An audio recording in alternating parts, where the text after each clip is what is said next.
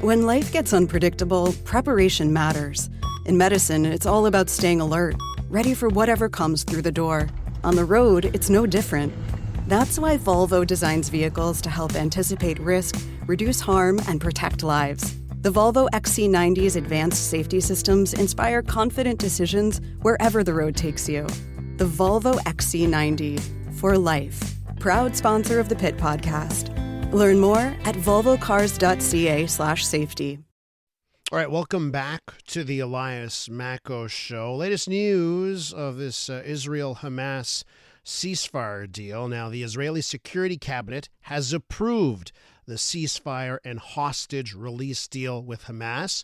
Now, that means it's one step closer to implementation. It's got to go to the full cabinet. There's an expectation that there will be a meeting later today for that.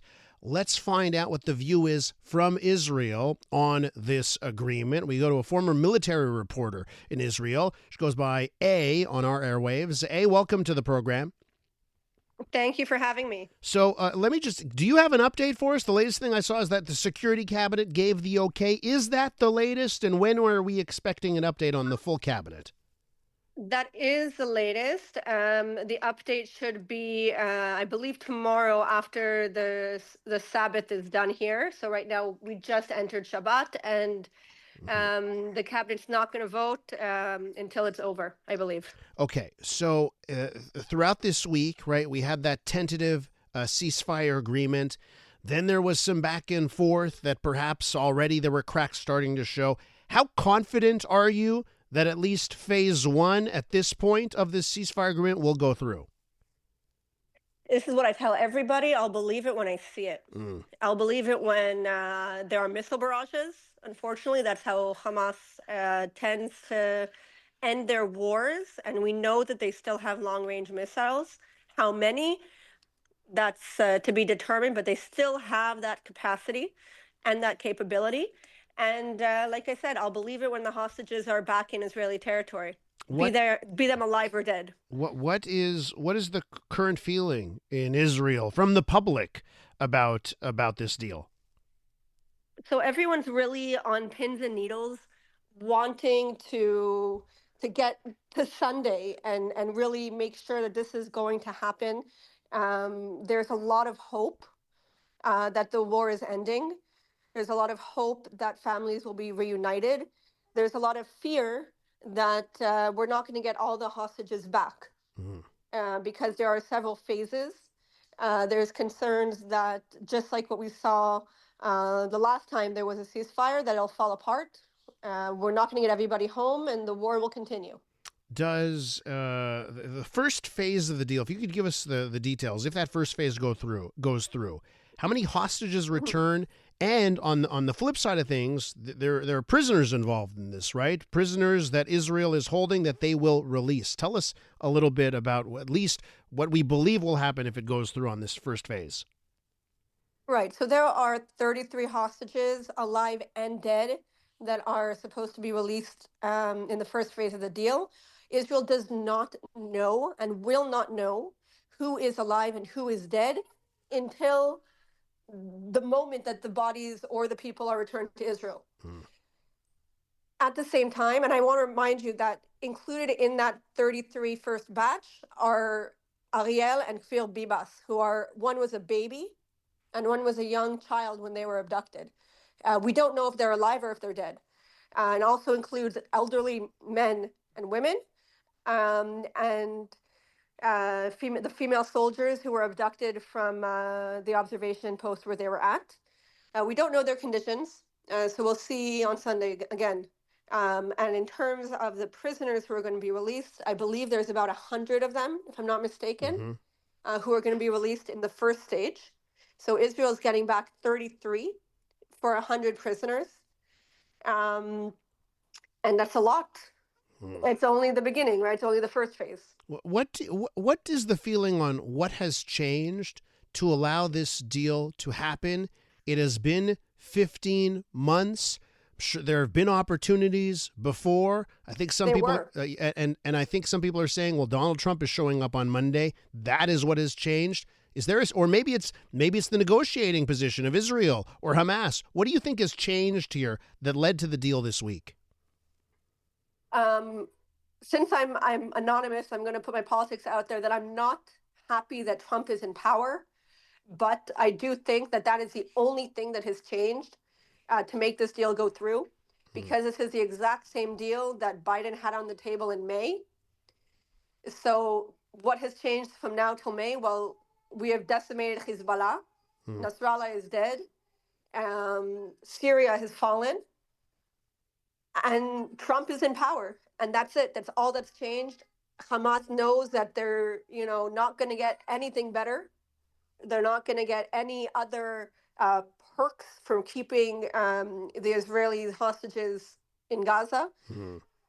Gaza is devastated, completely devastated. Gazan civilians continue to be killed. There is almost no humanitarian aid there. What does go in gets looted by Hamas and their supporters. Hamas is able to get more fighters for all of the Hamas fighters that Israel has killed.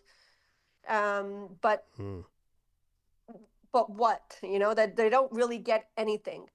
They know that if they remain in power, that Gaza is not going to be rebuilt. That's one of the conditions, that Hamas is not in power in Gaza. But we'll see if that actually goes through. We'll see if the Palestinian Authority and Arab states can really, get up there and fix Gaza and take Hamas out. But I think that's very, very hard to believe that we're not going to see Gaza with Hamas in any sort of power struggle. I've seen part of this deal, the humanitarian aid for Palestinians would increase, but my thought automatically goes to, well, aid has been stolen before, right, by Hamas. So are there any guarantees here that the aid will actually get to Palestinians this time around?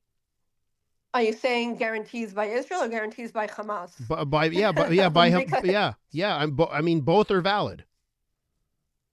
I have to say that I do not think that there will be any stronger guarantees than there are already.